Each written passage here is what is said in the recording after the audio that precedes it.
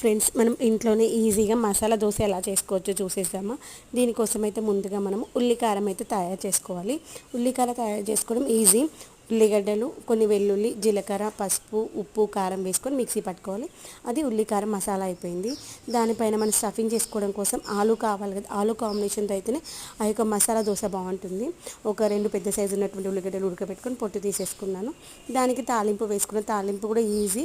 కొంచెం ఆయిల్ వేసుకొని, పోపు గింజలు వేసుకొని, కొన్ని పచ్చిమిరపకాయలు, కొంచెం ఉల్లిగడ్డ వేసి అవి వేగనట్టుగా ఉండాలి.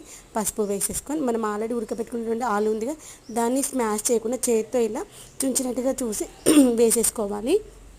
అవి మెత్తగా ఉండొద్దు, ఇలా అక్కడక్కడ గడ్డలుగా ఉండాలి. అది ఒక 2 నిమిషాలు అటు ఇటు అనేసి స్టవ్ బంద్ చేసుకోవాలి.